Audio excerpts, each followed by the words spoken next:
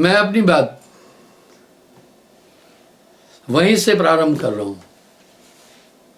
जहां कल छोड़ी थी। इस तरह दुर्वासा क्रोध न सहो। कल मैंने आपसे काम की बात की थी कि किस प्रकार प्रबल है, और आधा क्रोध में मैं बोला था क्रोध पर। आगे सुनते हैं। उल्टी हानि तप में भयउ 56 कोटि यादव संहारा। 56 करोड़ यादवों को श्राप दे दिया। इसी क्रोध में राजा सगर के 60,000 पुत्रों को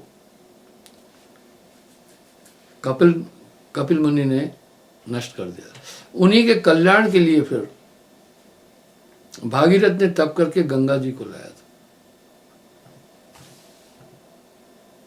क्रोध किए सब कुल नाठी, सगर पुत्र जरे सहस्त्र 60। सहस्त्र 1000 को कहते, 60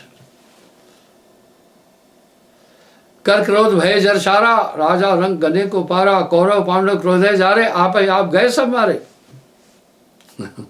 आप ही आप गए सब मारे। दशो दिशा ते उठी प्रबल क्रोध की आग। संगत शीतल साध की शरण उबारे भाग। भाइयों विचार करो,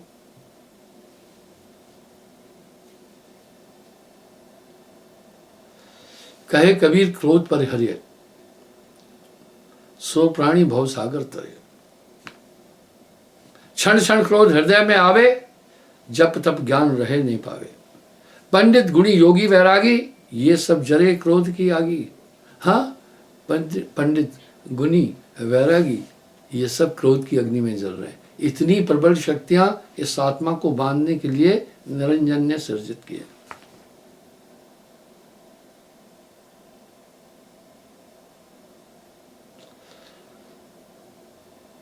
पांचों इंद्री करे निराशा, साधे निद्रा भूख और प्यासा। जतन जतन बहुत करे, क्रोध छुड़ाए क्षण एक में हरई।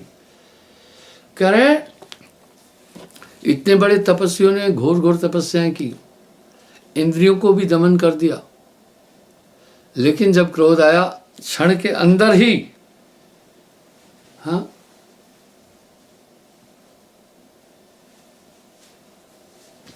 सब भस्म कर देता है।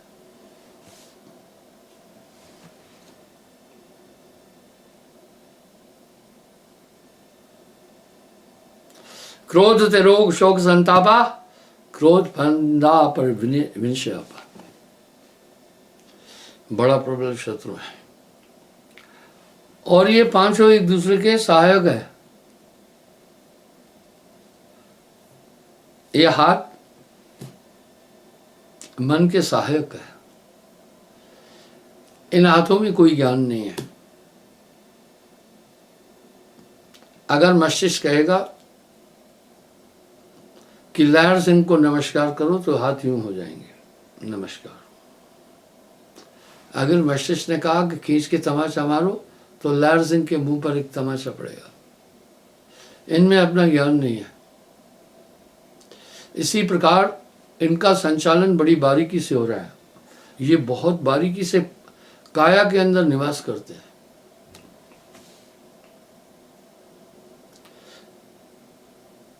जतन जतन बहुत तप करई। जतन जतन से बड़ी तपस्याएं होती हैं। पल एक में क्रोध परिहरई। एक पल के अंदर वो क्रोध सब खत्म कर देता है। इसलिए क्रोध ते नरक जाई। हाँ, क्रोध से मूर्ख होगा आबा, क्रोध ते मलेश गति को भवा।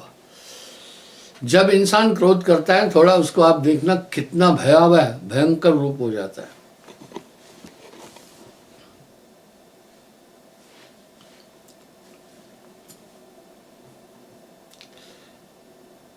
क्रोध ते नर नरक जाई, जोनिन संग कष्ट भरमाई। ये नरक भी एक फ्रॉड है। शास्त्र क्या कह रहे हैं? नरक और स्वर्ग तो अज्ञानियों के निमित्त है, ज्ञानियों के लिए नहीं। मैंने आपको मृदगल ऋषि का वृतांत भी बताया था, वो नहीं गए थे वहां। आप कहेंगे महाराज उल्टा ज्ञान दे रहे। नरक स्वर्ग बीच भाषा करे, वो भी स्वप्न रूप है। सिद्ध कार्य विनसे क्रोधा, सफल जाए न पावे सोधा। यानी सभी शुभ कर्मों का विनाश कर देता है क्रोध। आप विचार करें क्या चीज है क्रोध। बहुत जतन तब कीनो सब फल क्रोध नसाए, कहे कबीर धन संचरे चोर मुस ले जाए। कहे कबीर विचार के क्रोध अग्नि बहुजाग, संगत साध सतनाम की शरण उबारे भाग। क्रोध अग्नि घट घट जरी बरी, बरी जलना, जरत सकल संसार, दीन लीन निज भक्ति सो ताकर निकट उबार। पता है जब भी आप, क्रोध कैसा प्रबल है, कोई आदमी गाली गलौज किया और आपसे लड़ने आया, आपको विचार आता है नहीं लड़ो बेवकूफी है। क्रोध पता है उस समय कुबुद्धि क्या लाएगा, अरे तुम्हें दबा दिया है इसका कुछ हल कर भैया। तो इंसान क्या करता है, क्रोध की डायरेक्शन की तरफ चल पड़ता है और विचार की तरफ नहीं जाता है। क्रोध करना तो एक कमजोरी है और संतोष करने के लिए ताकत चाहिए। किसी ने 4 गाली बकी ना, तो उसके बदले में रिएक्शन करना बड़ी बात नहीं है, लेकिन विचार करके कि छोड़ो ये बेवकूफ़ है, इसने गाली भी बकी तो क्या इसको पलटे, ये बड़ी ताकत चाहिए इसके लिए। इसलिए संयम को लोग कमजोरी समझते हैं, शांति को लोग कमजोरी समझते हैं। ये तो वास्तविक ताकत है, ये तो एक गंभीरता है। इनसे भी फिर बुरा क्या है, बुरा लोभते और न कोई। साहब कह रहे हैं भाई लोभ से बुरा तो और कोई है नहीं। सकल अधर्म लोभते हुई, जितने भी पाप हैं लोभ के कारण हो रहे हैं। आप सोचें ऐसे ऐसे असुर घट में बैठे जो मनुष्य से जो कार्य करा रहे हैं, ऐसे ही कार्य नहीं हो रहे हैं, ये इन्हीं के कारण हो रहे हैं। हाथ लकुटी नट कपह नचावे, यह विद सकल जीव भरमाए। छल कपट दगा धोखा बेईमानी 420 हिंसा आदि जितने भी काम हो रहे हैं, ये सब लोभ कराता है। यहां साहब ने लोभ पर एक बड़ा सुंदर शब्द कहा, कामी नर बहुते तरे। कामी नर बहुते तरे, क्रोधी तरे अनंत।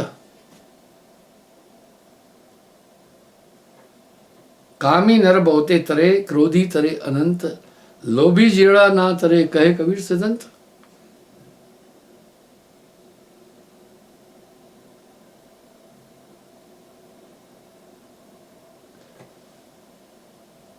खोवे बुद्धि करे जंजाला, समझने नहीं मृत्यु और काल। कैसे लोग हैं पता है, बहुत गरीब गरीब निहित गरीबों का धन भी लालच के कारण ले लेते हैं। उनके पास अपने जीवन यापन के साधन नहीं है, उनका भी धन हरण कर लेते हैं। ऐसा ये निकृष्ट लोभ है।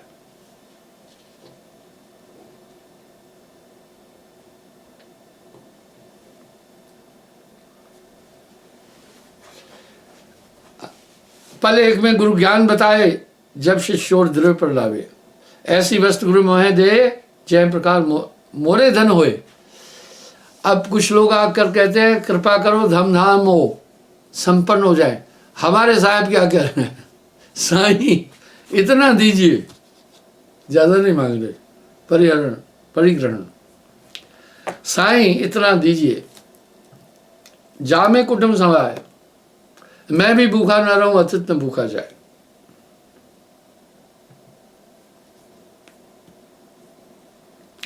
जब मन लागे द्रव्य के संगा, सोवत जावत सुख नहीं होए अंगा। वो लोभ इतना बुरा है, ये हमारी आत्मा के लक्षण नहीं है, ये सब मन के लक्षण है।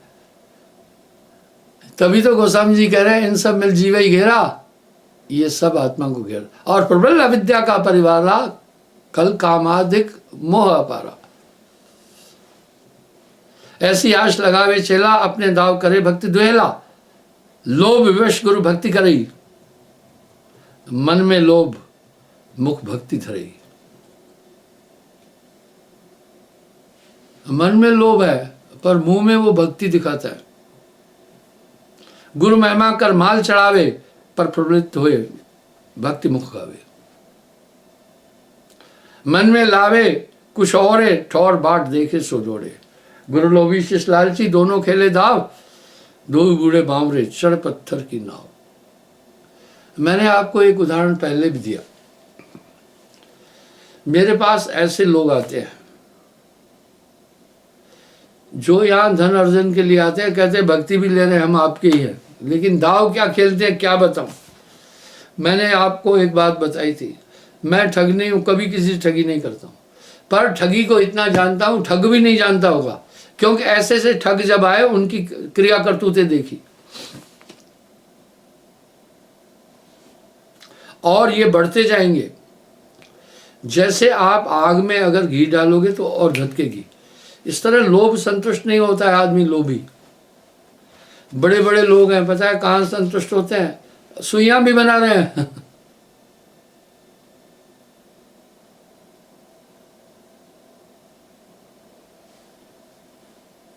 खट दर्शन फीके पड़े एक लोभ के लार, भगत मंडैया जटाधारी ज्ञानी गुनी अपार, खट दर्शन भटकत फिरे एक लोभ की लार। यहां ब्रह्मानंद जी का शब्द बड़ा सटीक है। कोई पूछे हमसे यूं आकर, कोई पूछे हमसे यूं आकर, दुनिया में तुमने क्या देखा, हम बतला देंगे यूं उसको, सब मतलब का मेला देखा। वाह, हम मतलब के तुम मतलब के, ये मतलब के वो मतलब के। गुलसितान में फूल खिला, हमने देखा मतलब का। जोगी देखे जंगम देखे, पीले कपड़े वाले देखे, पर गले में उनके हार फड़ा, हमने देखा मतलब का। जोगी देखे जंगम देखे, पीले कपड़े वाले देखे, पर गले में उनके हार पड़ा, हमने देखा मतलब का। हाँ, वह दीद दिखा दे तो कपना, जो खाली होवे मतलब से, तो ब्रह्मानंद कहेगा यूं, आज मैंने खुदा देखा। तो भैया ये लोभ जो है ना, सभी पापों का बाप है। इसका पुत्र पाप है, इसकी पत्नी तृष्णा है, इस तरह काम की पत्नी हिंसा है।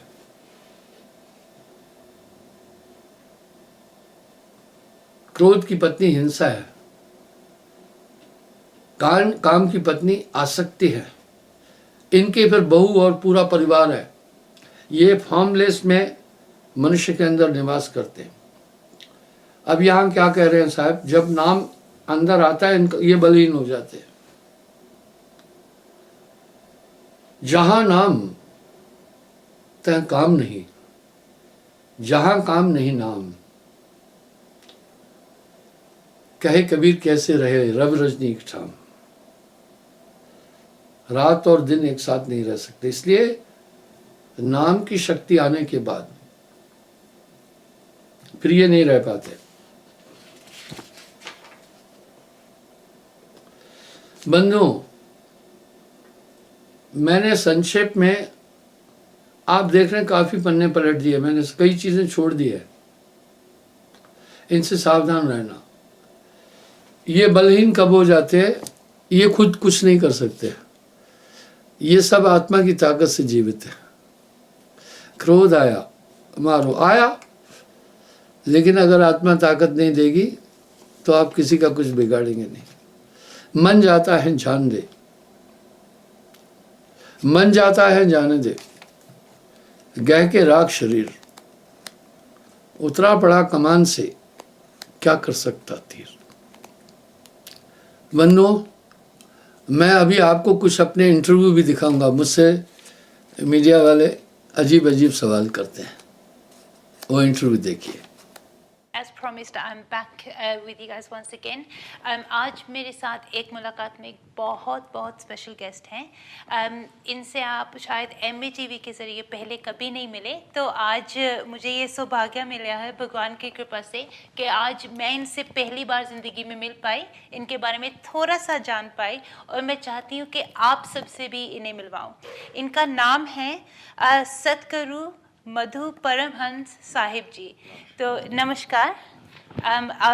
बहुत अच्छा लगा कि आज आप MATV के स्टूडियो में पधारे, तो हमें बहुत अच्छा लगा. तो मैं चाहूँगी कि आप हमारे सब व्यूवर्स से भी मिलें, उनसे भी मैं आपका परिचय करवाना चाहती हूँ.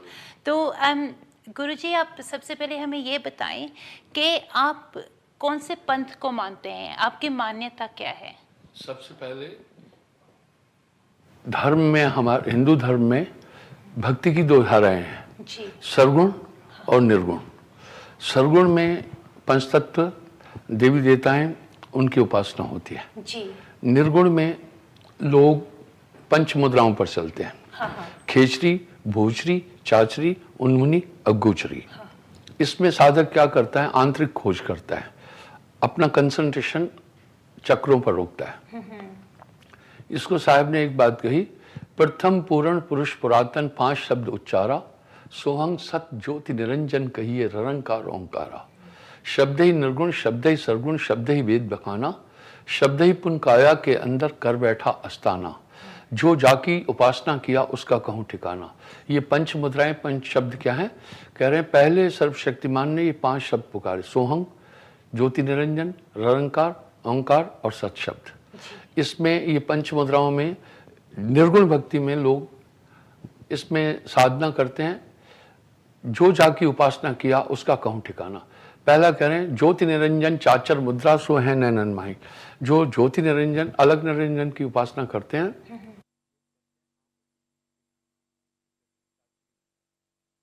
यहाँ सिद्धियां और शक्तियां प्राप्त करते हैं, यहाँ के स्नायु मंडल को जगाते हैं. दूसरा नाम बोल रहे हैं ओमकार. ओमकार भूचरी मुद्रा, त्रिकुटी है अस्ताना, व्यासदेव तिसको पहचाना, सुन अनहद की महा तेज हो जाना. वेद व्यास जी कंसंट्रेशन आज्ञा चक्र में रोकते थे जी. यहाँ कंसंट्रेशन रोकने से आदमी की यहाँ की कोशिकाएं, सेल जागते हैं. इससे वो कई आंतरिक चीजों को देखता है. इसमें परफेक्ट थे वेद व्यास जी. तीसरा नाम है सोहंग. सोहंग शब्द अगोचर मुद्रा, भवर गुफा अस्ताना, सुखदेव तिसको पहचाना, सुन अनहद की ताना. तो सुखदेव जी जो थे अनहद धुनें सुनते थे. इंडा और पिंगला के मध्य में सुषुम्ना है, इसके अंदर जाकर के भवर गुफा में 70 म्यूजिकल इंस्ट्रूमेंट्स वहाँ बजते हैं, मुरली, सितार, इसको अंतर्धुनें भी कहते हैं, वो सुनते थे. इसके एक्सपर्ट थे सुखदेव जी. चौथा कह रहे हैं सत शब्द सो उन्मुन मुद्रा, स्व प्रकाश स्नेही, तिसको झिलमिल जोत दिखाना, जाना जनक विदेही. राजा जनक उन्मुनी मुद्रा में सहस्त्र सार में कंसंट्रेट होते थे. यहाँ ब्रह्म की अनुभूति करते थे, कोशिकाएं जगा कर. 5वां शब्द है ररंकार. ररंकार खिचड़ी मुद्रा, 10वां द्वार ठिकाना, ब्रह्मा विष्णु महेश आदि ले ररंकार पहचाना. वो ररंकार में 10वें द्वार में घुसते थे. कई आदमी 10वें द्वार के बारे में काफी क्वेश्चंस करते हैं. ये है ईंडा नाड़ी, ये है पिंगला, मध्य में सुषुम्ना नाड़ी है. हम जो भी श्वास लेते हैं नाभि में आ जाती है. यहाँ पर आकर 10 वायु बनती है. अपान, समान, उदान, प्राण, सर्वतन व्यान, देवदत्त, कृकिल, नाग, धनंजय, सबल. इससे बॉडी चलती है. अपान से मलमूत्र टूल पासिंग होता है. उदान कलेजे में है, अपान को ऊपर नहीं आने देती है. प्राण हार्ट में है, वो हार्ट को पंपिंग करती है. और सर्वतन व्यान जोड़ों में है, जिससे यहाँ फ्लेक्सिबिलिटी है. मुर्दे के हाथ में उन्हें हिलते हैं. और धनंजय वायु हाथों में, जिससे हम ताकत लगाते हैं. नाग वायु कंठ में है, पूरे वायु का खेल है बॉडी में, तो नाग वायु नींद लाती है. किरकिल वायु नासिका में है.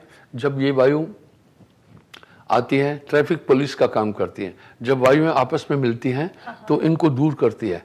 और छींक आती है. जब छींक आती है तो आदमी रिलैक्स फील करता है. और 7वीं वायु है, 8वीं है आंखों में, इसको कहते देवदत्त. इसका काम है कि पलकों को गिराना उठाना. अगर ये वायु खराब हो जाएगी तो आदमी पलक नहीं उठा गिरा सकता है. जब पलक गिरेंगे उठेंगे नहीं तो एक लिक्विड है, वो आई बाल पर आता है, जी, तो आई बाल खराब हो जाएंगे इससे। हाँ। इसलिए जिनको ये प्रॉब्लम हो जाती है, गैस की ट्रबल हो जाती है, तो यूं ही करते हैं।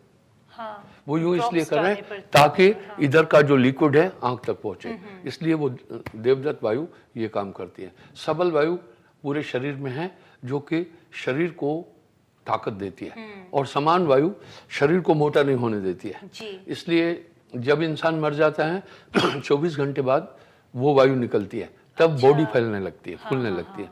तो वो क्या करते हैं, दसम द्वार में जाने के लिए पूरी वायुओं को उठाते हैं कंसंट्रेशन से, उठा करके इंडा पिंगला में लय करते हैं, सुषुम्ना के अंदर घुस जाते हैं, अपनी श्वास ऑपोजिट कर देते हैं, और कंसंट्रेशन अगर नीचे गिर गया तो श्वास फिर नाभि में आ जाती है, तो वो उसको ऊपर की तरफ ही लेते रहते हैं। धीरे धीरे ये श्वास क्लोज होती जाती है। आदमी को उस समय ये फील होता है कि मैं आई एम नॉट बॉडी। धीरे धीरे ये सुषुम्ना नाड़ी जब खुलती है, इसको बंकनाल भी कहते हैं, ऊपर जाने के बाद एक शून्य बन जाती है जी। इसको कहा शून्य शिखर चल बीन बजाए खुले द्वार सदघर की। जब आदमी वहां पर पहुंचता कंसंट्रेशन से, तो वहां एक जीरो हो जाता है, नथिंग बॉडी, वहां बॉडी की फीलिंग नहीं होती है। जब वो पलटती है तो एक अद्भुत शरीर मिल जाता है जी। उसको कहते हैं विज्ञान देही।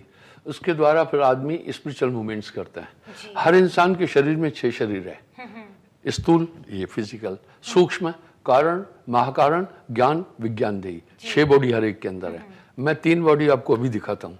पहला तो ये शरीर हम देख रहे हैं, दूसरा है नींद में हमको शरीर मिलता है, हम इससे निकल जाते हैं। उस शरीर में जाकर के हम तमाम दुनिया के इवेंट्स आंतरिक दुनिया के देखते हैं। वो नॉर्मल बात नहीं है, लेकिन आदमी पूरी जिंदगी जीता है, उसको ये नहीं पता चल पाता है कि मैं इसमें से निकलकर उसमें कैसे पहुंच गया, और वहां से फिर घूम करके रिटर्न कैसे आ गया। इस पर ड्रीम्स पर काफी वैज्ञानिक भी रिसर्च कर रहे हैं, लेकिन उनको पता नहीं चल रहा है। एक कंठ में बाईं तरफ नाड़ी है जो रोम से 1000 गुना बारीक है, बाल से, उसमें प्रवेश ले लेता है आदमी, तो वो दूसरा शरीर हुआ, उसको कहते हैं सूक्ष्म शरीर। तीसरा है कारण शरीर, वो है कंसंट्रेशन का। आप यहाँ बैठे हैं, मुझे सुन रहे हैं, मेरी बातें समझ रहे हैं, अगर आपका कंसंट्रेशन कहीं चला जाएगा आप नहीं समझ पाएंगे। और कई बार ऐसा भी हुआ है कि आप बैठे हैं, अचानक आपको ध्यान आता है कि भाई मेरा मामा आ रहा है। मामा तो आपको खबर ही नहीं दिया, लेकिन आपको ऐसा लगा, थोड़ी देर में रियल वो आपके सामने आ जाता है, तो आप कहते हैं हाँ, लेकिन आपने इसको लाइट लिया। वो कंसंट्रेशन एक बॉडी है। आप यहाँ सुन रहे हैं, देख रहे हैं, समझ रहे हैं। अगर आपका ध्यान यहाँ से कहीं चला जाएगा, सुन भी नहीं पाएंगे, देख भी नहीं पाएंगे, समझ नहीं पाएंगे। वो तीसरा शरीर है। चौथा है महाकारण शरीर, वो कंसंट्रेट होकर के इस जगह पर पूरी शरीर से अपना कंसंट्रेशन इस जगह रख लेता है। वेदव्यास इसमें परफेक्ट थे। यहाँ पहुँचने के बाद उसको यूं आंतरिक दुनिया दिखती है, सूरज, चांद, तारे, सितारे सब इस बॉडी के अंदर है। इस घट भीतर 9 लाख तारे, इसी में सूरज, चंदा, वो उनको देखने लगता है, तो उसको लगता है अलग सा है, एक अलग संसार है। और उसके बाद विज्ञान दी छठी, उस शरीर में पहुंचकर सहस्त्रसार में वो कहता है अहम ब्रह्मस्मि, मैं ही ब्रह्म हूँ। इतना पावर आ जाता है। और चेतना अभी से जो कॉन्शियस है, जो हमारी चेतना है, 1000 चांस बढ़ जाती है। तब वो बाकी सब चीज़ों को जानने लगता है। इसलिए कभी कभी हम सब लोग महात्माओं के पास जाते हैं, उनसे कहते हैं महाराज ये बताओ, ये काम हम कर रहे हैं, इसमें सफलता मिलेगी क्या?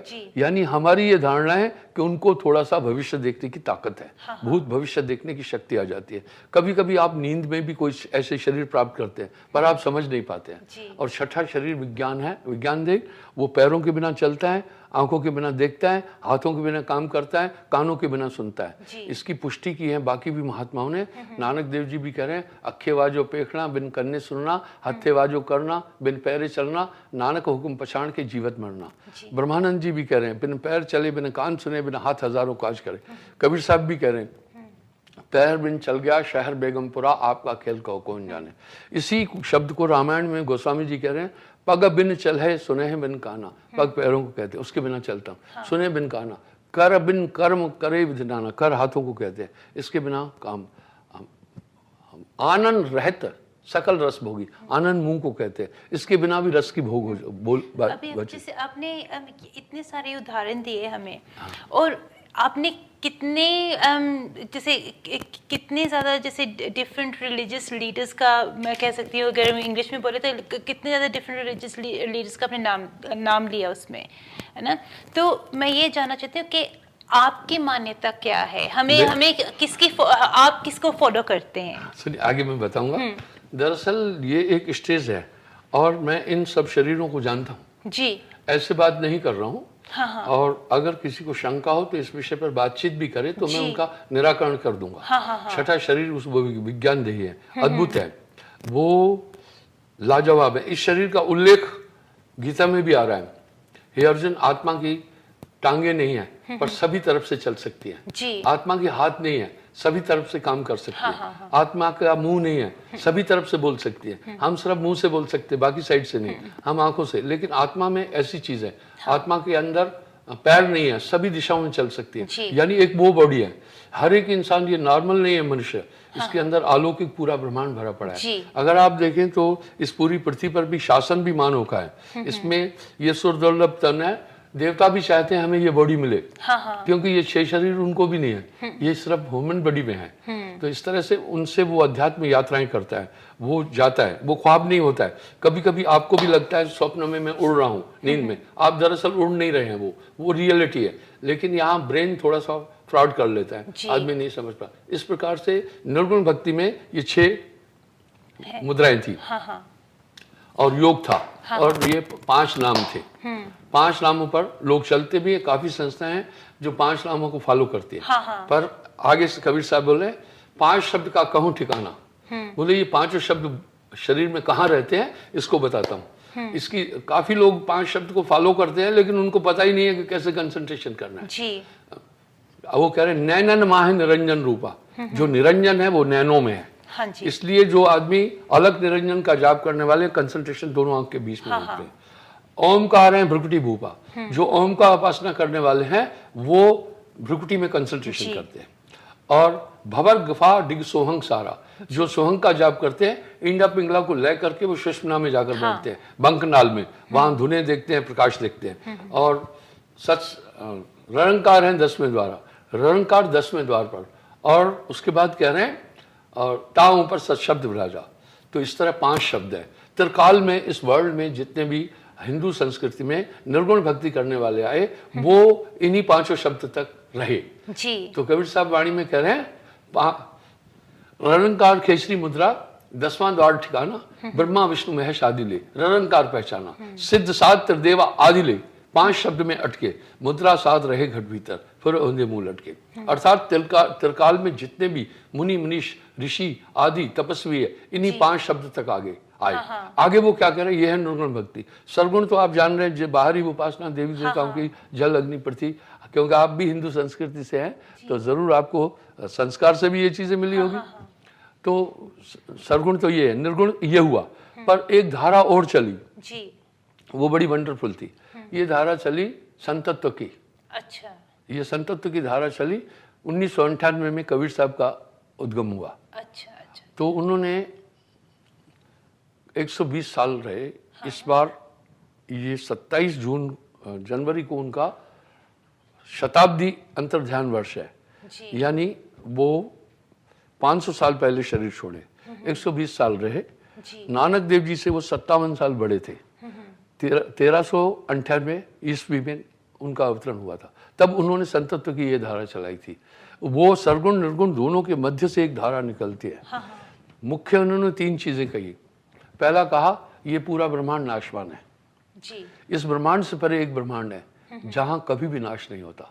तहां नहीं प्रलय की छाया, नहीं तहां मोह मन और मोह और माया। वहाँ ये फीलिंग्स नहीं है, वहाँ जन्म नहीं है, वहाँ मृत्यु नहीं है, वहाँ मैटलिक चीजें नहीं है, 5 तत्व नहीं है, स्त्री पुरुष नहीं है, वहाँ सोल है, वो आत्मा का देश है। लाजमी है। आप हम इंसानों को भी देखते हैं, किसी घर में रहते हैं तो रहने के लिए तो घर चाहिए, कोई जगह चाहिए ना। भाई चींटियां वो बिल खोदती है और सियार आदि है वो खो खोदते हैं। इसी प्रकार से तमोड़ियाँ हैं वो भी कहीं अपना छज्जा बना लेती है, मधुमक्खियाँ हैं वो भी छज्जा बनाती है। सभी अपने रहने का ठिकाना। अगर आत्मा नित्य है तो इसके रहने का ठिकाना भी तो कहीं होगा ही होगा। इस तरह वहाँ स्त्री भी नहीं है, पुरुष भी नहीं है, 5 तत्व भी नहीं है, डिसोल्यूशन नहीं है, नित्य है। ये चौथे लोक का संदेश उन्होंने आकर पहले दुनिया को दिया। ये बड़ा वंडरफुल था। इसलिए दोनों तबकों में थोड़ा एक भाव उठ गया। सरगुण निर्गुण दोनों धाराओं में से आगे कहा कि ये धारा उस सत्य तक जाती है। सरगुण निर्गुण भक्ति की धाराओं में 4 मोक्ष है। सामीप्य, सालोक्य, सारूप्य, सायुज्य। जी। लेकिन इससे पुनर्जन्म विद्यते, सामीप्य में ये पितृलोक में चला जाएगा। ये सब चीजें हैं। अगर आप देखें मैडम तो हीवेन एंड हेल एंड हीवेन ईसाई भी कह रहे हैं, दोजक विस्त मुस्लिम भी कह रहे हैं, हिंदू भी कह रहे हैं, सभी कह रहे हैं। इसका मतलब कुछ हैं, कुछ हैं। यहाँ सवाल उठता है कि हमारा यहाँ शरीर खत्म हो गया, मुसलमान ने जमी दोष किया, ईसाई ने जमी दोष किया, हिंदू ने उसको जला दिया, तो आगे क्या गया? इसका मतलब बाकी कुछ था जो आगे जा रहा है। इसलिए हम गॉड को प्रे करते हैं, बाकी सब चीज करते हैं, क्योंकि मान्यता है कि देही के खत्म होने के बाद भी कोई ऐसी चीज बाकी बचती है जो नित्य है, जिसका कभी जन्म मरण नहीं होता है।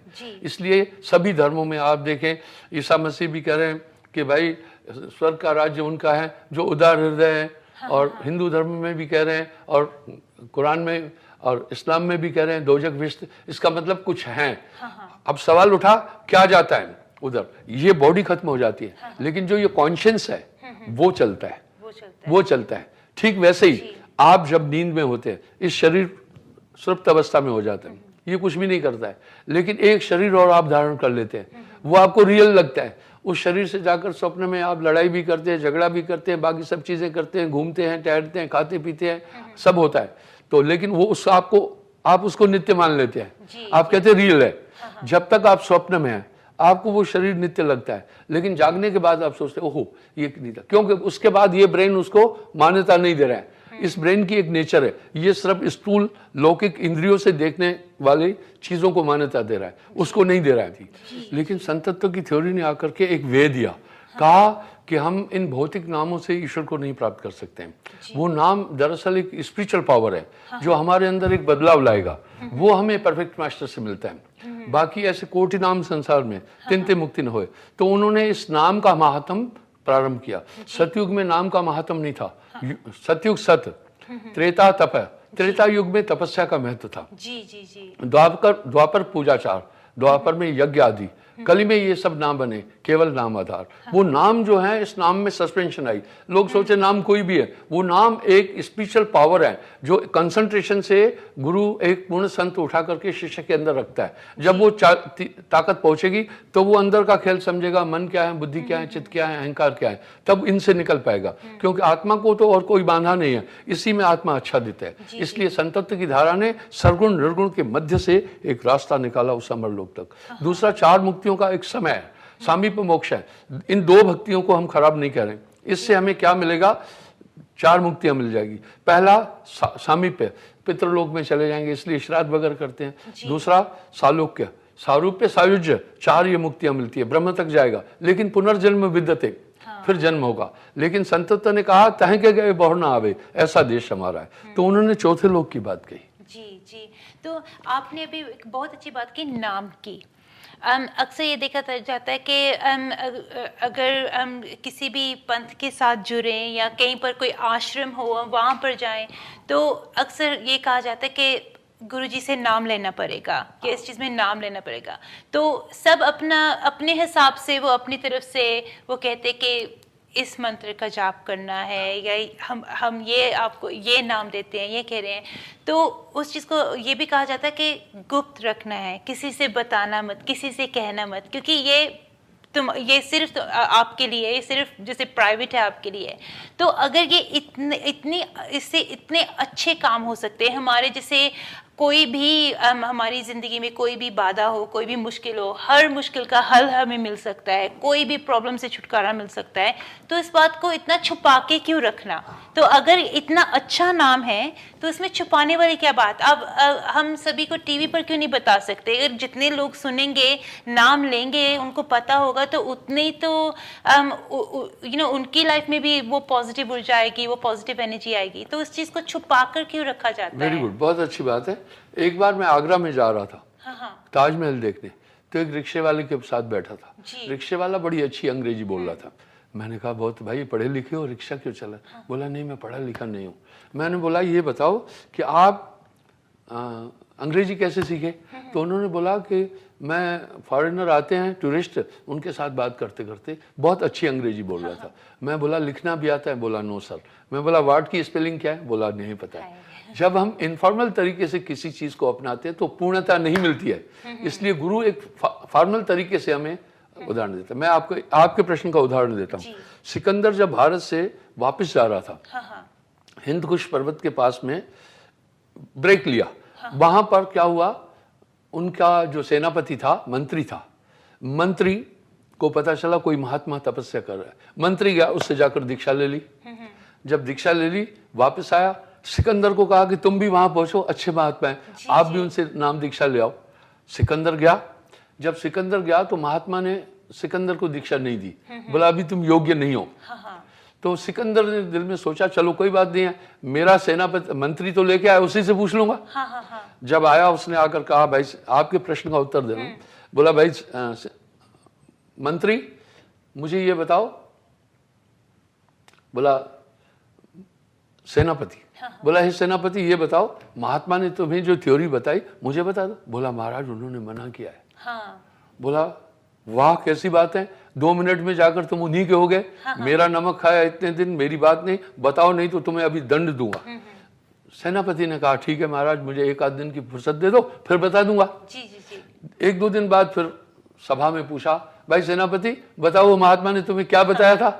तो सेनापति ने कहा हुजूर मैं 1-2 दिन बाद बताऊंगा। बोला पहले भी तुमने कहा था। बोला 1-2 दिन बाद बता दूंगा। सेनापति ने सोचा तब तक ये भूल जाएगा, लेकिन सिकंदर ने तो अपने दिल में ठान रखी थी। उसने पूछा भाई क्या बताया। बोला महाराज थोड़ा मौका। बोला नहीं आज बताना होगा। बोला ठीक है मैं कल बता दूंगा पक्का। बोला ठीक है। सभा लगी हुई थी और सेनापति भी बैठा हुआ था। सिकंदर ने बोला बताओ भाई क्या बताया महात्मा ने। उसने कहा, खड़ा हुआ, उसने मंत्री ने सेनापति को कहा सेनापति सिकंदर को कैद कर दो।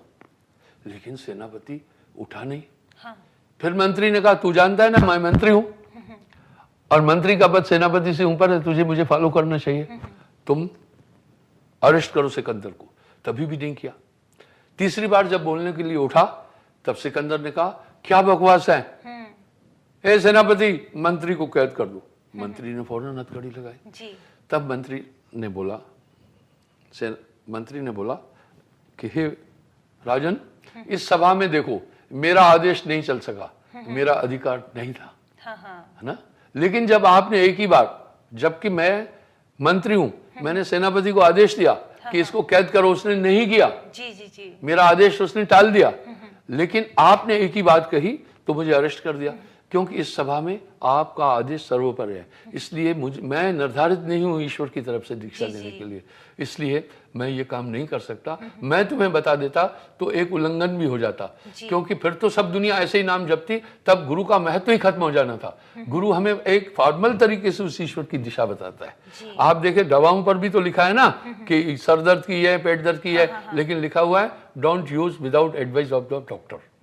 इवन एनासिन सर के दर्द के लिए। आपको कोई हार्ट की प्रॉब्लम होगी, अगर आप वैसे ही एनासिन खा लिया तो दूसरा हार्ट अटैक भी हो सकता है। इसलिए इसमें जो अंदर की खोज हम कर रहे हैं, एक परफेक्ट मास्टर की जरूरत है। The realization of the illimitable one is not possible without perfect master. We should need to search perfect master, then we can analyse the illimitable one.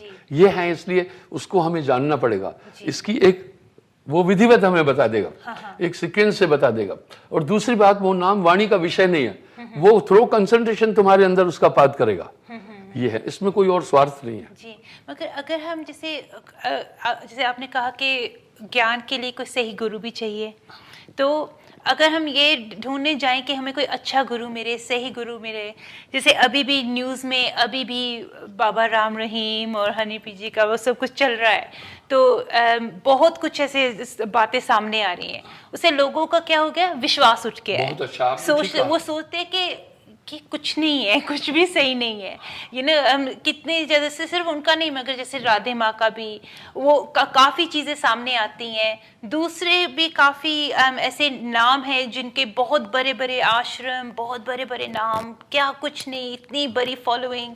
और जब हम उनके कर्म देखते हैं, उनके काम देखते हैं, तो फिर ऐसे घबराहट रहती है मन में कि ओ फॉलो करे तो किसको करे। बहुत अच्छा। तो आप ये बताएं कि कलयुग में है हम अभी, तो इस कलयुग में हम कहाँ पर ढूंढे अच्छा गुरु, या हमें सही राह या सही गुरु कहाँ से मिले। ऐसे कोई, जैसे डॉक्टर का आपने अभी मुझे उदाहरण दिया, तो डॉक्टर के पास क्वालिफिकेशन होती है, सर्टिफिकेट होते हैं, वो पढ़ाई MBBS की अपनी पढ़ाई करते हैं, या जो भी वो अपनी सर्जरी करते हैं, उसके लिए हमें पर इंस्टीट्यूशंस हैं, वो अपनी स्टडी करते हैं, इतना अपने एग्जाम्स देते हैं, तो फिर कहीं जाके डॉक्टर बनते हैं।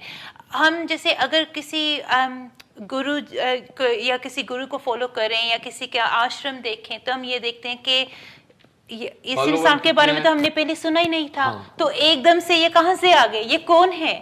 तो हर इंसान की कोई ना कोई हिस्ट्री होती है। हम इंसान है, हम जन्मे तो नहीं है, हमने जन्म लिया है, तो हर इंसान की हिस्ट्री। जैसे मैं आरती हूँ, कोई मुझे पूछे आरती तुम्हारे माता पिता का नाम क्या है, तो मैं कह दूंगी हाँ मेरी माँ का नाम संतोष है। मैं बोलूंगी, मैं कहूँ, क्योंकि मुझे पता है कि वो कौन है।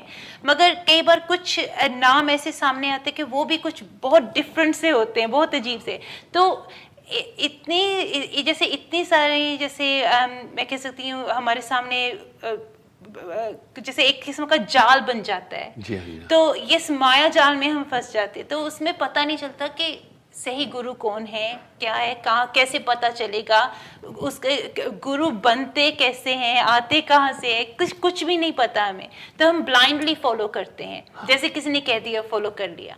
तो आप मुझे ये बताएं कि सबसे पहले कि सही गुरु की पहचान क्या है? बहुत अच्छा सवाल है। ये सवाल मुझसे कई बार कई लोगों ने पूछा है। सुनिए, गुरु मिलने से झगड़ा खत्म हो गया। हाँ। एक मिनट, सही है, क्योंकि गुरु की तो हमें आवश्यकता पड़ेगी। बिल्कुल बिल्कुल बिल्कुल। जन्म लेने के लिए हमें जैसे माँ की आवश्यकता पड़ी, इस तरह जीने के लिए जैसे पवन की आवश्यकता पड़ी, इसी तरह अध्यात्म में जाने के लिए हमें गुरु की आवश्यकता पड़ेगी। आइए हम देखते हैं। आपने क्वालिफिकेशन बोला, मैं पहले वो बताऊंगा हम कैसे हम गुरु को पहचाने। कबीर साहब ने एक बात कही, बिन जाने जो कोई गुरु करई, सो नहीं भव सागर से तरई। ताते प्रथम परीक्षा कीजिए, ता पीछे गुरु दीक्षा लीजिए। भाई आप ब्लाइंड फेथ से गुरु को नहीं धारण करने जाए, पहले परीक्षा। तब उन्होंने कहा कैसे सदगुरु को पहचानूं, क्वेश्चन किया। साहब कह रहे गुरु के लक्षण कहता हूं, सुनो धीर चित लाए। हम बाजार में भी जाते हैं, किसी भी चीज की गुणवत्ता देखते हैं पहले। हाँ। इस तरह गुरु को हमें जरूर, क्योंकि ये बहुत बड़ा सौदा है। जी। पति पत्नी तो शादी करते हैं, वो तो जिस्म तक का सौदा है, लेकिन गुरु तक, जो गुरु से सौदा है वो तो आगे का सौदा है, शरीर छूटने के बाद तक का सौदा है। इसलिए बड़ा गंभीर मसला है। आपका सवाल बड़ा प्रासंगिक है। सुनिए, गुरु के लक्षण कहता हूँ, सुनो धीर चित लाए। कह रहे हैं गुरु के लक्षण कह रहा हूं, सुनो। प्रथम गुरु हो निर्वासना, काम क्रोध मत लोभ अहंकारा, वही संत साथ जो इनको मारा। कह रहे पहला वो निर्वासना हो, सेक्स न कर, सेलिबेसी लाइफ। अगर बाल ब्रह्मचारी होना चाहिए। अगर बाल ब्रह्मचारी नहीं है तो ग्रस्त है, बाल बच्चे वाला है, तो उनको त्याग कर, वो त्याग दे। क्योंकि जो आत्मनिष्ठ हो जाता है उसके लिए संसार के रिश्तों का महत्व नहीं रहता है। बिल्कुल बिल्कुल ना। पहली तो उसमें यह बात हो कि वो निर्वासना हो। दूसरा निर्बंधन। आपने अच्छा सवाल किया, मैं इसी पर एक जवाब दे रहा हूं। आप जितनी संस्थाएं आप देखिए, सब अपने अपने ब्लड रिलेशन में ही अपनी पंथों को देते जा रहे हैं। सब ये मेरा बेटा है तो ये पदवी इसको मिली। बोला वो निर्बंधन, वो ये नहीं करे। इसका मतलब है उसके अंदर ममता है। जब आपके लाखों फॉलोअर हैं और आप अपने रिश्तेदार को दे रहे हैं गद्दी, इसका मतलब है तुम्हारे अंदर मोह नहीं छूटा। काम क्रोध मत लोभ की, जब लग घट में क्या खान, क्या पंडित क्या मूर्ख, क्या दोनों एक समान। उसको चेक करो। कैसे चेक करें? उदाहरण के लिए आप देखो, इस गद्दी पर उससे पहले कौन था? उसका बाप दादा चाचा था, तो समझो कि ये वंशवत गद्दी है। उसके पहले कौन था? फिर उसका दादा था। फिर उसके पहले कौन था? उसका नाना था। अब कौन है? उसका पोतरा है। अगर ये सिलसिला है तो वो सही गुरु नहीं हो सकता है। ऐसा कबीर साहब ने कहा है, बीज बिंद नहीं चले गुरुआई। अपने बीज से पैदा बच्चे को गद्दी नहीं देना, और नाद बिंद से करे गुरुआई, यानी उनमें से चुने, अपने शिष्यों में से। आप देखें, वो कोई भी शिष्यों में से चुन ही नहीं रहा है। सभी क्या कर रहे हैं? अपने अपने, उनके पास बड़ी संपत्ति है, मोह नहीं छूटा, काम क्रोध लोभ मोह अहंकार छूटा नहीं, तो वो क्या कर रहे हैं? वो पूरी संपत्ति उठाकर अपने बच्चों को दे जाते हैं। जितने भी स्कैंडल जिन लोगों के आपने बताए हैं, अगर आप चेक करेंगे तो उनमें यही प्रथा रही है कि उनकी गद्दी उन्हीं के परिवार में आई है। तो कह रहे हैं वो पहला निर्बंधन, पहला निर्वासना, सेकंड निर्बंधन। उसका दुनिया में कोई रिश्ता ही नहीं हो, वो सन्यासी हो गया हो, वो अर्थात मोह माया से परे हो। जब तक अंदर में काम क्रोध लोभ मोह है वो महात्मा नहीं हो सकता। अब इसको कैसे एसेस करें? पहले हम ये एसेस करें कि शादीशुदा किया है, नहीं किया है, ब्रह्मचारी, अच्छा ठीक है, कोई बात नहीं, आचरण कैसा है, पहला ये। दूसरा ये हम कैसे देख सकते हैं कि इस गद्दी का वारिस पहले कौन था और अब कौन है। ये ब्लड रिलेशन में तो नहीं जा रहा है, अगर है तो फिर मोह है, ठीक है। तीसरा ये, और तीसरा क्या है? सारग्राही, यानी ये देखें पब्लिक के पैसे से वो मौज मस्ती तो नहीं कर रहा है। जी जी जी। अगर वो 60 लाख का पलंग लेकर बैठा हुआ है और इतनी इतनी चीजें कीमती लेकर बैठा हुआ है, सीधी बात है कि उसने ये भक्ति क्षेत्र ऐश आराम के लिए नहीं है, ये त्याग का है। हमें ये देखना होगा उसमें त्याग कितना है, रहन सहन कैसा है। आप अपने तरीके के कपड़े पहने हैं, ठीक है। कोई आप देखते हैं कि बिल्कुल हाफ नेकेड कपड़े पहने, तो हम कपड़े से भी तो आदमी को पहचान जाते हैं। आप ये देखें पहले उस आदमी का आचरण कैसा है, रहन सहन कैसा है, उसमें सादगी कैसी है। A man can fool two people such time but not always. ये देखें कि वो सारग्राही है कि नहीं। सारग्राही का मतलब है पेट के कारण तो नहीं कर रहा है ये पूरा काम, या अपने घर परिवार के लिए तो धन नहीं बटोर रहा है। आपको ये देखना है पक्का। अगर वो पेट के कारण करे गुरुआई, पीढ़ी सहित नरक में जाएगी, तब ये तीसरी बात। चौथा आप ये देखें निर्लोभी, इसका मतलब लालच नहीं हो। वो मनी तो इकट्ठी नहीं कर रहा है, उसे पैसा इकट्ठा ही नहीं करना है कि डोनेशन दो मांग, वो आगे आऊंगा, वो ऐसा नहीं करे। ये हमें चेक करना है। आपने सही कहा कि ब्लाइंड तुझ से आदमी देखकर जाकर के गुरु धारण करता है, ऐसा न करे। बिन जाने जो कोई गुरु करे सो नहीं भव सागर से तरे। और चौथा क्या हो? पहला तो निर्वासना, दूसरा निर्बंधन, तीसरा सारग्राही। वो अपनी कमाई से रोटी खा रहा है या नहीं खा रहा है, पब्लिक के पैसे से तो नहीं खा रहा है, वो पैसा पब्लिक का अपने परिवार में तो नहीं दे रहा है, संचित तो नहीं कर रहा है। वो ये देखना है। पांचवी बात अजाचक, किसी से नहीं मांगे, ना। अभी यहाँ मैं किसी को क्रिटिसाइज नहीं करने आया हूँ, क्योंकि नाना पंथ है, अपने अपने तरीके से बोल रहे हैं। तो वो क्या करते हैं, बहुत बड़ा अमाउंट लेकर के तब आगे बैठेगा, फिर दूसरा उधर बैठेगा। वो ये नहीं होना चाहिए। वो हो अजाचक। भीख 3 तरह की मांगी जाती है। कैसे मांगी जाती है? पहले तो भाई भिक्षा है, पहली भिक्षा है मानस, मन से चाहना कि मैडम हमें कुछ पैसे दे, वो न चाहे। दूसरी भिक्षा है राजस, लोगों को कहना कि भाई हम इतने इतने लोगों के लिए काम कर रहे हैं, हमें पैसा दीजिए, हमें दौलत दीजिए, हम बच्चों की शिक्षा कर रहे हैं, अपंगों को हम पढ़ा रहे हैं, गौशाला खोले हुए हैं, गायों को हम वो कर रहे हैं, गरीबों का ब्याह कर रहे हैं। ये कह करके धन इकट्ठा करते हैं और साथ में वो स्क्रॉल पर अपना नंबर भी दिए है कि आप इस पते पर पैसा भेजो। इज बीइंग बिगर, वो तो भिखारी हुआ। बिल्कुल बिल्कुल। वो थोड़ा सा ग्लोरीफाइड भिखारी हो गया। वो राजस भिक्षा, इसको राजस भिक्षा कहते हैं, वो भी नहीं ले। तीसरी है तामस, बुद्धू बनाकर भ्रमित करके भूत प्रेत का हवाला देकर के, टोने टोटके का हवाला देकर, जबरदस्ती धारणा देकर के पैसा लेना, यह है तामस भिक्षा। ये तीनों नहीं ले, फिर कैसे चलेगा पंथ?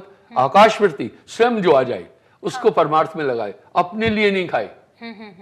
उसमें पांचवी चीजें हो। छठा समदर्शी और सर्वज्ञ। समदर्शी का मतलब है क्लास कलर कास्ट क्रीड नहीं देखे, सब में एक आत्मा देखे, सबसे आत्मीय व्यवहार। ये नहीं है कि बहुत बड़ा आदमी आया उसे अलग से फैसिलिटी दे और छोटा आया उसको कहे तू बाहर बैठ, फिर तो उसने वो इसका मतलब उसने आत्मा नहीं देखी। वो आत्मवतम सर्वभूतेषु, उसका दृष्टिकोण आत्मा का नहीं था, उसने चमड़ी देखी, कपड़े देखे, बाकी सब चीजें दिखी, वो ना हो। और सातवां ईश्वर निष्ठ, परमात्मा में मिला। ये कैसे पता करें? अगर वो पहले 6 कंडीशन को फॉलो कर रहा है, मींस वही आदमी कर पाएगा जो इन नियमों का पालन करता। तो मैं मैडम आपके प्रश्न का उत्तर दिया। इसी तरह हमें गुरु को पारक करना है। आप देखिए हीरे को पारक करने का, अगर सही हीरा है तो आधा घन में घुस जाएगा, आधा हथौड़े में, और कांच होगा टूट जाएगा। आपने बहुत अच्छे से समझाया गुरुजी, और उम्मीद करती कि जो हमारे व्यूअर्स हैं आप सबको भी ये शो बहुत ही ज़्यादा अच्छा लग रहा होगा और आपको भी बहुत कुछ सीखने को मिल रहा होगा। तो आप मुझे ये बताएं कि संत कबीर जी, इनके बारे में आप हमें थोड़ा सा बताएं कि इनकी माँ कौन थी, ये इनकी मैरिज हुई थी या नहीं, अब इनके बारे में हमें थोड़ा सा बताएं। प्रश्न बड़ा प्रासंगिक है। देखिए, दरअसल लोगों ने कबीर साहब के बारे में काफी भ्रमित किया समाज को, हाँ हाँ बहुत। इसकी वजह थी कबीर साहब ने जो धारा निकाली अनूठी थी। इससे दो वर्गों को बड़ा नुकसान था, एक तो सरगुण भक्ति वालों को भी नुकसान था, निर्गुण की भी। वो जो धारा दे रहे थे दोनों को बाइंड अप कर रहे थे, वो कह रहे थे ये सत्य नहीं है, इसलिए लोगों ने उन पर लांछना लगाई। कबीर साहब की कोई मैरिज नहीं थी, उनका कोई माँ बाप नहीं था। आइए मैं बताता हूँ। अच्छा। वो कह रहे हैं संतो अभिगत से मैं आया, कोई भेद मरम ना पाया, ना हम रहले गर्भवास में बालक होए दिखलाया। बोला मैं जन्म ही नहीं लिया, जितने भी पीर पैगंबर आए सब माँ के पेट में आए, कबीर साहब नहीं आए। मैं प्रूफ करूंगा ना, अभी आपको प्रूफ करूंगा। और इस तरह उनकी शादी नहीं हुई थी, लेकिन उन्होंने एक हरिजन बना करके, एक जुलाहा बना करके, कुआरी लड़की कन्या का बेटा बना करके लांछन लगाया, ताकि लोग इनकी तरफ नहीं जाएं। उस समय कास्टिज्म ज्यादा था, उसको इसलिए छोटा बना। एक्चुअल उन्होंने फिर ये सिद्ध कर दिया, दुनिया से जब जाना था सिद्ध किया जी। वो काशी से आ गए मगहर, और वहां आकर बोला मैं शरीर छोड़ूंगा। तो राजा वीर सिंह बघेल उनके फॉलोअर थे, काशी के राजा। और बिजली खान पठान अवध के नवाब थे, वो भी उनके फॉलोअर थे। दोनों वहां पहुंचे और काफी लोग पहुंचे। कबीर साहब ने कहा मैं इस दिन माघ सुदी एकादश को शरीर छोड़ूंगा। तो सब इकट्ठे हुए। बिजली खान पठान ने कहा भाई मैं इसका शरीर अपने इस्लाम के अनुसार दफनाऊंगा। और वीर सिंह बघेल ने कहा नहीं, हिंदू धर्म के अनुसार मैं इनका शरीर दफनाऊंगा। दोनों तरफ से जब बात नहीं बनी, युद्ध के लिए प्रस्तुत हुए। इतने में एक कमाल हुआ, आवाज उठी, अद्भुत प्रकाश हुआ, आकाशवाणी हुई, उठाओ पर्दा नहीं है मुर्दा, अरे मूर्ख नादान तूने हमें नहीं पहचाना। जब चद्दर उठाई फूल निकले। हिंदुओं ने वो फूल लेकर के मजार बनाई, समाधि बनाई, और मुसलमानों ने मजार। आज भी प्रतीकात्मक है, ऐसा काम दुनिया में और पहले कोई नहीं कर सका था। वो दुनिया को ये करके दिखा के गए, आई एम नॉट बॉडी। इसलिए जब वो बॉडी नहीं थे तो मैरिज कैसी, माँ बाप कैसा। ना हम रहले गर्भवास में, वो कह रहे मैं पेट में आया ही नहीं, ना बालक हुए दिखला, ना हमारे माता पिता हैं, न मेरे माँ बाप हैं, और ना ग्रही ना दासी, न मेरी कोई पत्नी है, कुछ नहीं है। लेकिन उनके बच्चे दिखाए गए, सब चीजें दिखाई गई। ये एक फ्रॉड था, समाज को भ्रमित कर दिया गया था। दरअसल कक्का केवल नाम है, बब्बा वरण शरीर, रर्रा सब में रम रहा तिसका नाम कबीर। कबीर साहब तो माँ के पेट से ही नहीं आए, अभिगत से चला आया। ये वंडरफुल थी बात ये। इसलिए वो सरगुण निर्गुण धारा ने सोचा, समाज उस तरफ बढ़ रहा था। उस जमाने में कबीर साहब ने 52 लाख लोगों को नाम दिया, जबकि उस समय भारत की जनसंख्या हार्डली 5 करोड़ रही होगी। मुझे अच्छी तरह याद है जब देश आजाद हुआ था 47 में, हमारे देश की आबादी 32 करोड़ थी। हम लोग गाते थे 32 करोड़ हैं जिसके वासी, आज 130 करोड़ है। तो संभवतः 600 साल पहले 5 करोड़ से ज्यादा आबादी नहीं थी। उनमें से 52 लाख 5 मिलियन कबीर साहब ने दीक्षा दी थी। इसलिए उन्होंने फिर इन्हें डिफेम करने के लिए एक साजिश की थी। तो जब भी कोई अच्छा कोई कर्म करता है, अच्छा काम करता है दूसरों की मदद करने के लिए, कुछ अच्छा करने के लिए, तो उनको ऐसे बहुत सारे सेटबैक्स मिलते हैं, बहुत सारे उनके सामने से कठिनाइयां आती हैं। तो कुछ लोगों का, जैसे काफ़ी धर्मों का भी यही मानना है कि जहाँ पर पॉजिटिव है वहाँ पर नेगेटिव भी है, दिन है तो रात भी है, भगवान है तो शैतान भी है। तो कुछ ऐसी नेगेटिव एनर्जीज होती हैं, कुछ ऐसी बुरी शक्तियाँ होती हैं कि जिनको अच्छा नहीं लगता कि किसी को सच पता चल जाए या किसी को सही मार्ग मिले, सही दिशा मिले। तो अगर किसी की भी ज़िंदगी में कुछ ऐसी मुश्किलें हैं, कठिनाइयाँ, और उनको नहीं पता चल रहा कि सही रास्ता कौन सा है, कौन सा रास्ता नहीं, कौन सा नाम ले, क्या शुरुआत कहाँ पर करें। अभी कितने हमारे व्यूअर्स होंगे जिनको ऐसा लग रहा होगा कि हम इतने भी अच्छे नहीं हैं, या इतने भी हम अपनी तरफ से सही इंसानी है कि हम इस काबिल हैं कि हमें नाम मिले। तो उनको संकोच हो रहा होगा कि हम गुरुजी के सामने भी जाए तो कैसे जाएं। तो उनको क्या करना चाहिए? अभी वो जो घर बैठे हैं उनको क्या, उनके मन में ऐसे होगा कि हम तो इस काबिल नहीं कि शायद हमें इस जन्म में भी हम किसी से नाम ले सकें। तो वो शुरुआत तो कहीं पर तो करनी पड़ेगी। हो सकता है कि वो आपका भी शो देख रहे हो और उनका अच्छा लग रहा है, उनको उनके मन में आए कि हमें भी इस राह पर चलना चाहिए, मगर शुरुआत कैसे करें, कहाँ से करें? तो वो आप हमें थोड़े से शॉर्ट में बताएं। सही बात है। आप बाजार में जाते कुछ खरीदने, सबसे पहले उसका शेप देखते हैं। आप देखते हैं इसका शेप कैसा है, उसके बाद आप देखते हैं कि ये फ्रेश है कि नहीं है, और कई चीजें आप देखते हैं। इसी तरह पानी पीजिए छान के, गुरु कीजिए जान के। रहा सवाल, क्योंकि अगर आप गुरु से दीक्षा लिए हैं, ये मेरा प्रश्न सबके लिए, अगर आप नहीं बदल सके हैं तो आप समझिए आपका संपर्क सही गुरु से नहीं हुआ है। अगर आप दीक्षा लेने के बाद काफी टाइम एक भरोसे में बैठे हैं, आपके अंदर आंतरिक बदलाव ही नहीं आया, तो आप फिर सोए नहीं रहे, जब तक गुरु मिले नहीं सांचा तब तक गुरु करो 10 पांचा।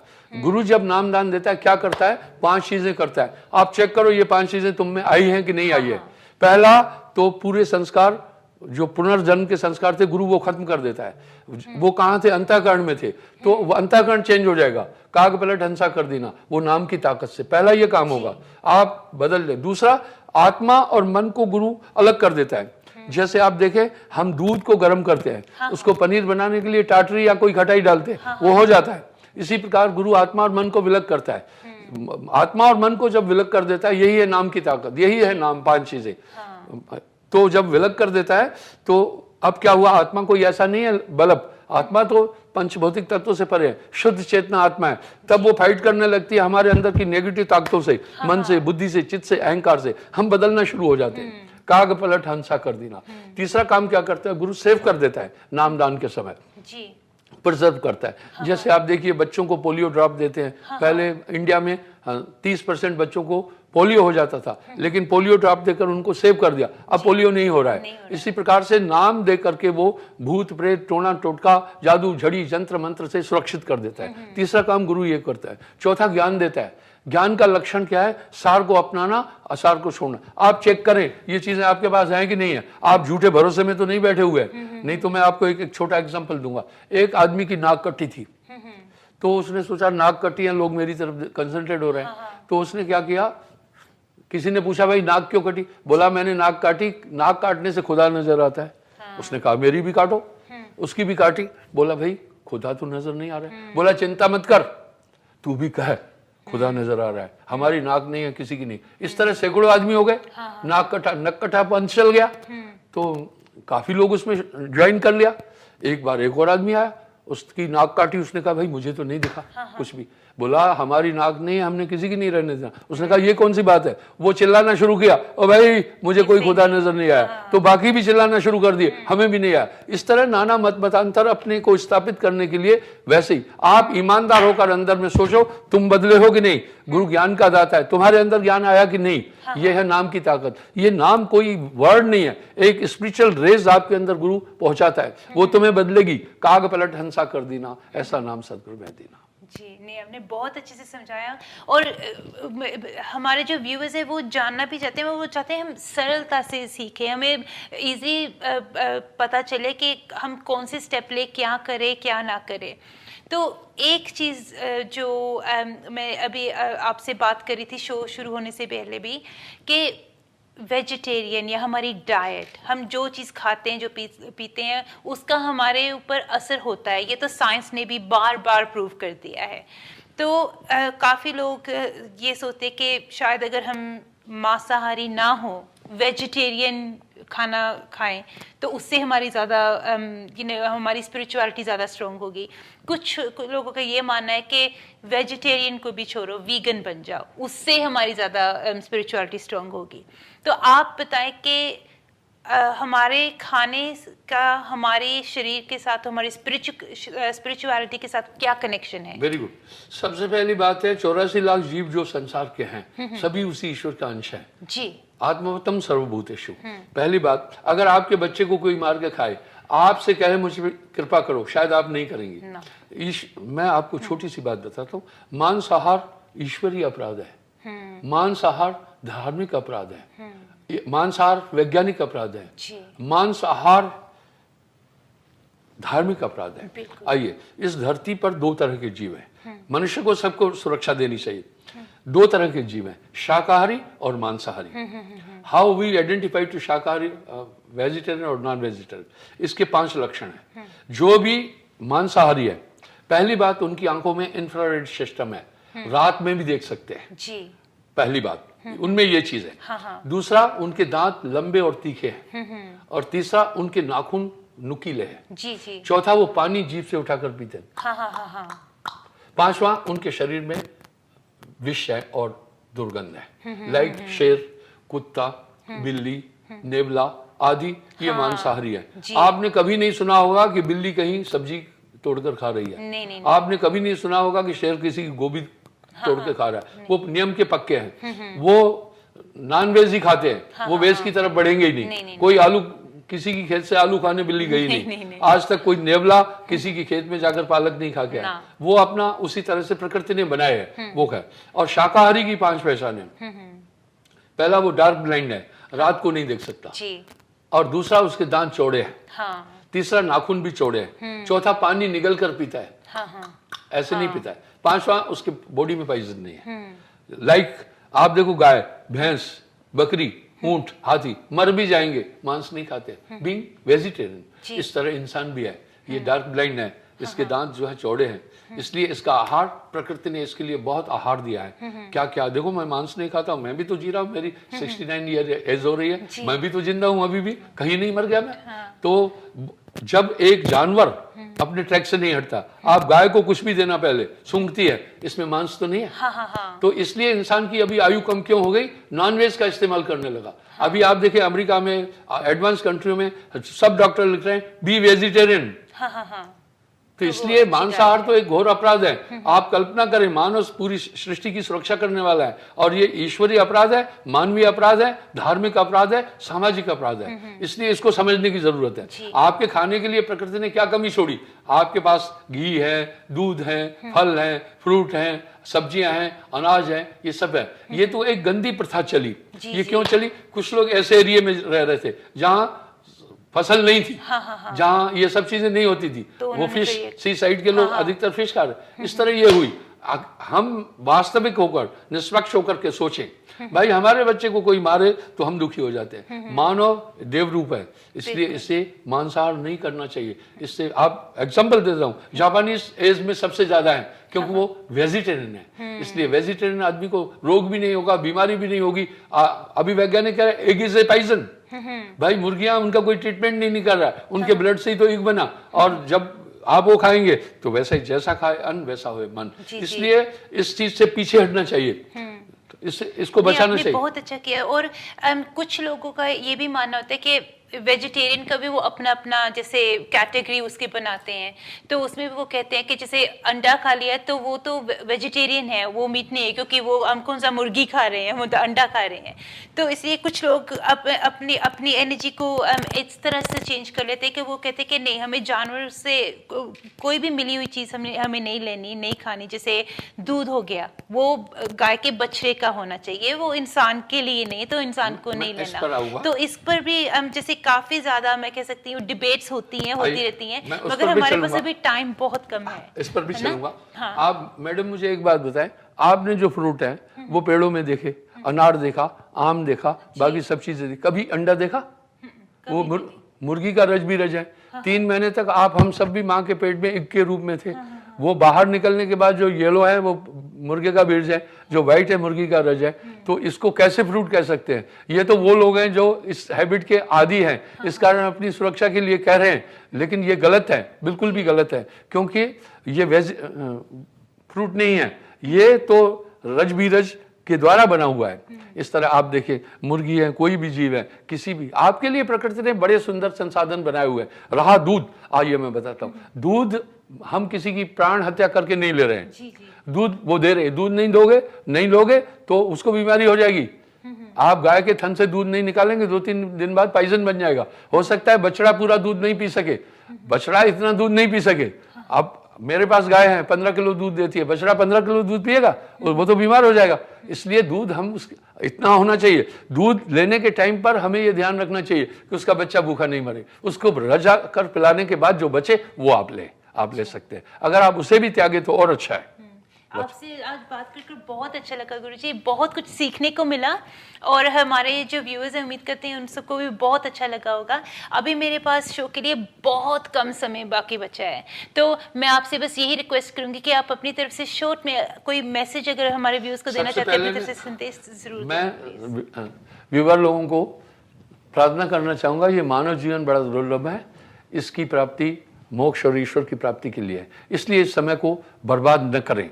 और दूसरा रहा, हमें एक अदद गुरु की जरूरत पड़ेगी। जब तक हम एक अदद गुरु को नहीं प्राप्त करते हैं, हम ईश्वर तक नहीं पहुंच सकते हैं। इसके लिए आप, जो मैंने आपको फार्मूले बताए, आप उनका अनुकरण करो। देखो, जब आपको कोई ऐसा मिल जाए तो आप देखें, अदरवाइज हमारी वेबसाइट है www.sahib-bandgi.org org। वेलकम। वहां आपको पूरे गुरु के लक्षण, स्पिरिचुअलिज्म, अध्यात्म क्या है वो, वहां हमारे नंबर, पूरा डिटेल आपको मिलेगी। हम आपको वेलकम करेंगे। तो हमारा यही लक्ष्य है कि मानव को उसकी सही भक्ति की तरफ ले चलें। इसके अलावा हमारा कोई लक्ष्य नहीं। मैं आप सबको धन्यवाद दूंगा कि आपने मेरी बात ध्यानपूर्वक सुनी। धन्यवाद जी, धन्यवाद। धन्यवाद गुरु जी। अगर मुझसे सवाल पूछने में कोई भी भूल चूक हुई है तो मैं आपसे माफ़ी चाहूँगी। आप यहाँ पर आए, बहुत अच्छा लगा, हमारे व्यूअर्स से बात की, बहुत अच्छा लगा। आज के लिए हमारे पास इतना ही समय था। I'll see you guys very soon on MATV। नमस्कार।